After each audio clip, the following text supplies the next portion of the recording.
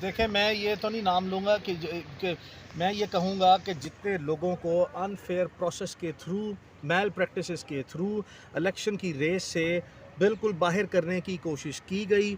अब supreme court ने जो लोग सुप्रीम कोर्ट को अप्रोच कर रहे हैं, finally supreme interpretation of law of the propositions जो कि आरओ, लाहौर हाई कोर्ट, मुख्तलिफ हाई कोर्ट्स और इलेक्शन ट्रिब्यूनल्स के पास गई हैं, उनकी जितनी भी रॉन्ग इंटरप्रटेशंस है सुप्रीम कोर्ट ने रेटिफाई कर दिया और एक मसले राह के तौर पर जो है वो गाइडलाइंस और प्रेसिडेंट सेट कर दिए हैं, not only in the existing circumstances but future के सिनेरियो में भी। प्रपोजर और सेकेंडर की प्रोपोजिशन, प्रोक्लेम ऑफेंडर की प्रोपोजिशन, जॉइंट्स अकाउंट्स की जिसमें हम शौकत बसरा साहब और सनम जावेद खान साहिबा के लिए आए थे, इन सब की जो प्रोपोजिशन है ये केस ऑफ फर्स्ट इंप्रेशन था जो आज सुप्रीम कोर्ट के सामने पहली मरतबा कानूनी तारीख में ये कानूनी सवाल आया जिसको सुप्रीम कोर्ट ने in the light of the Election Act and the amendments in the election rules or in the grand supreme envisioning taking the guidelines from the constitution of Pakistan उसको settle कर दिया।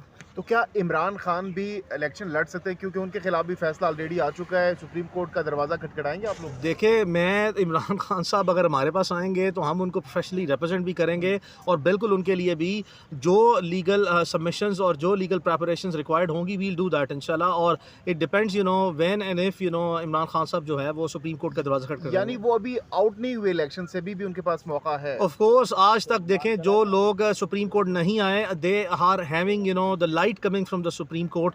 इस वक्त जो supreme court ने आज जिस तरीके से 6-7 फैसले कॉमन प्रोपोजिशंस में अब एक रूल सेट कर दिया है, इसी प्रेसिडेंट को सुप्रीम कोर्ट में on the similarity of proposition जो है वो देखा जाए तो लाजमी तौर पर एक बहुत लंबी कैंडिडेट्स की एक लाइन है जिनको टेक्निकली नॉकआउट किया गया, वो सुप्रीम कोर्ट आके सिमिलर ट्रीटमेंट जो है वो अपना सीख कर सकते हैं। सलमान अकरम राजा साहब ने कहा कि जितने भी लोग लड़ रहे हैं पीटीआई के बिहाफ पर वो आज़ाद नहीं है, तो क्या जीतने के बाद ये आज़ाद तस्वुर होंगे? कानून क्या कहते हैं इस हवाले से? मैं सलमान अकरम राजा साहब के ओपिनियन से एग्री करता हूँ।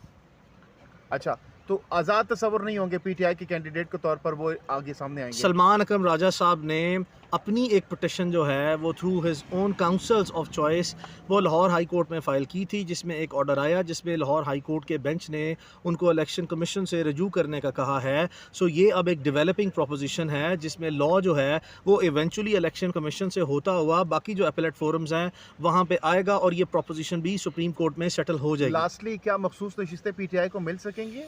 ऑब्वियसली वंस यही it is subject to the outcome of this सब जो लास्ट आपका क्वेश्चन है उसकी जो फाइनल प्रोपोजिशन सेटल होगी उसकी रोशनी में ये पॉइंट भी सेटल हो जाएगा। सर, इनफरादी तौर पे केसेस के पास जाने के बजाय इंट्रा पार्टी इलेक्शन के हवाले से अपील में डायरेक्ट क्यों नहीं जा रहे? तमाम केसेस खुल जाएं इसमें।